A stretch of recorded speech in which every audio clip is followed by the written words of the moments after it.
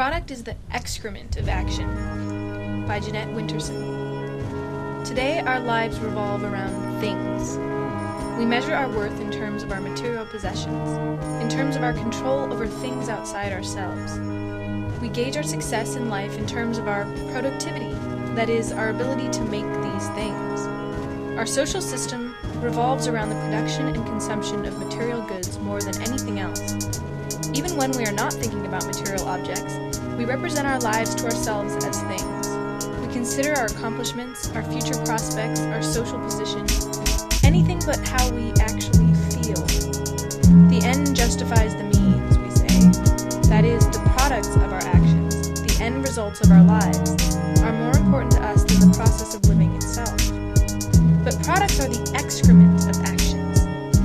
Product is what is left over when the dust settles and the pulse returns to normal, when the day is done, when the coffin is laid in the ground. We do not exist in the settling dust or the scorecard. We are here in the present tense, in the making, the doing, the feeling.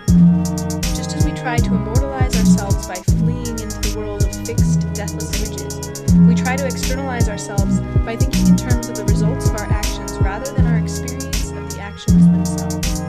After all, it's so complicated to have to worry about whether you are really enjoying yourself, how you're feeling in the moment. It is easier to focus on the results, the hard evidence of your life. These things seem easier to understand and easier to control. Of course, today's average worker is used to thinking about the ends rather than the means. He spends most of his time and energy working at a job that in all likelihood does not fulfill his dreams. He looks forward to payday every 2 weeks, for he counts on his paycheck to make sense out of his life. Without it, he would feel like he was wasting his time. If he didn't look at the consequences of his actions as justification for them, life would be unbearable. What if he constantly considered how he was feeling as he bagged groceries, or asked himself if he was having fun every moment he struggled with the fax machine? Insofar as his everyday experience of life is tedious and meaningless, he needs to concentrate on the coming weekend, the next vacation, his next purchases, to fend off insanity. And eventually he is bound to generalize that mode of thinking to other parts of his life. He comes to evaluate possible actions according to the rewards they offer, just as he would evaluate a job according to the wage it offers. Thus, the present has lost almost all significance for modern man. Instead, he spends his life always planning for the future. He studies for a diploma rather than for the pleasure of learning.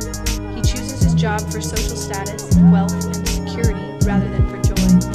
He saves his money for big purchases and vacation trips rather than to buy his way out of wage slavery and into full-time freedom. When he finds himself experiencing profound happiness with another human being, he tries to freeze that moment, to turn it into a permanent fixture, a contract, by marrying her. On Sundays he goes to church, where he is told to do good deeds in order to one day receive external salvation.